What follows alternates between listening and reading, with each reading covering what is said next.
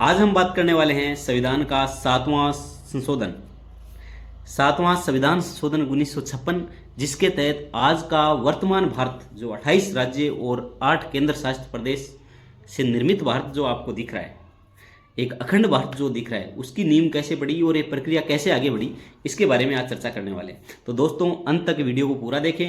उम्मीद करता हूँ आपको ये चीज़ें नई एक समझ विकसित होगी।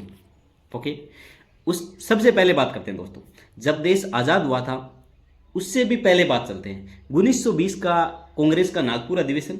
उस नागपुर अधिवेशन ने कांग्रेस ने बात स्वीकार की कि यदि भारत आज़ाद हुआ और कांग्रेस का शासन आया तो कांग्रेस भाषाई आधार पर राज्यों का क्या करेगी, पुनर्गठन करेगी, भाषा के आधार पर राज्य बनाएगी। क्योंकि ब्रिटिश सरकार के दौरान आंदोलन हो रहे थे, फिर भी ब्रिटिश सरकार ने भाषा के आधार पर राज्य नहीं बनाए थे। उस टाइम कांग्रेस विपक्ष में थी या फिर संघर्ष कर रही थी, तो कांग्रेस ने ये बात स्वीकार की। लेकिन दोस्तों, वो घड़ी भी आ गई जब भारत आज़ाद हुआ।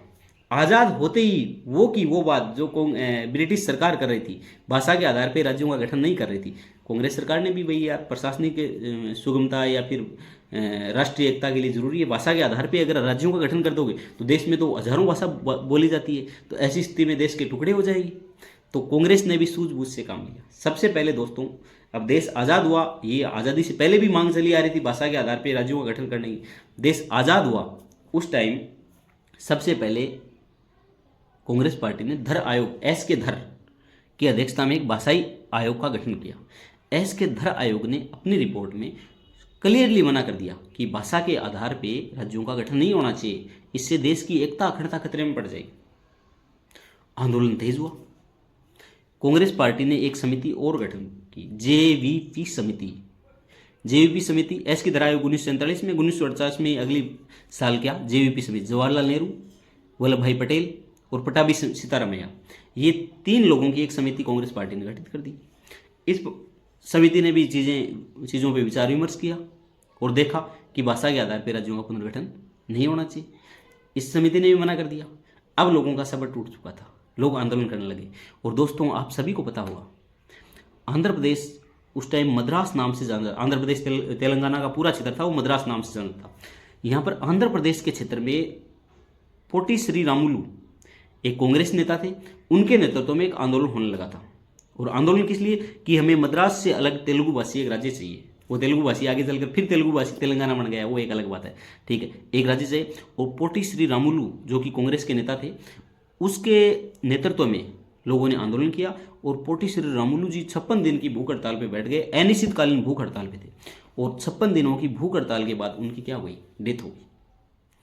इससे लोगों में गुस्सा आया, सरकार दबाव में आई और भारत की सरकार ने अक्टूबर 1952 में मजबूर होकर भारत के प्रधानमंत्री नेहरू जी को भाषा के आधार पर पहले राज्य का गठन करना पड़ा, घोषणा करनी पड़ी कि हाँ भाई, आंध्र प्रदेश को हम तेलुगु भाषी क्षेत्र के लिए एक नया राज्य बना देंगे। अब जैसे ही आंध्र प्रदेश को भाषा के आधार पर राज्य का गठन की घोषणा हुई, तो देश के अलग अलग क्षेत्रों में आंदोलन हो गए। गुजराती लोग गुजरात के लिए मांग करने लग गए, महाराष्ट्र वाले महाराष्ट्र के लिए, हरियाणा पंजाब में इधर मांग उठने लग गई, उधर नॉर्थ ईस्ट में मांग उठने लगी। तो अलग अलग क्षेत्रों में क्या हुआ, ये सिस्टम पे आंदोलन होने लगे।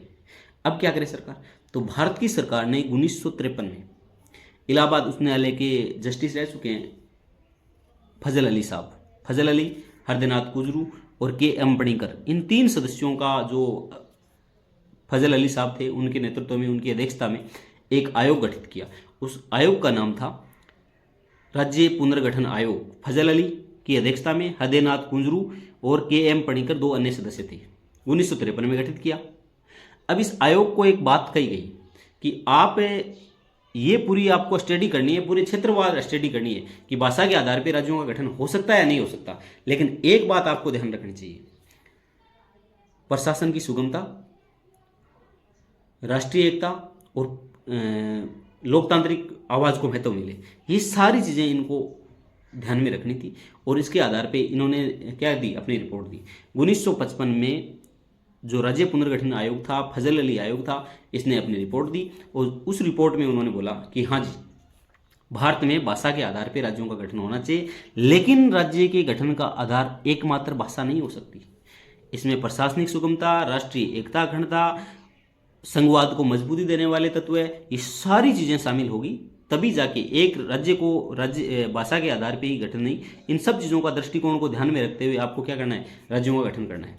तो भारत की संसद ने राज्य पुनर्गठन आयोग है, फजल अली आयोग है, उसकी सिफारिशों को लागू करने के लिए संविधान में 7वां संशोधन किया। दोस्तों 1 नवंबर 1956 को 7वां संविधान संशोधन लागू हुआ था और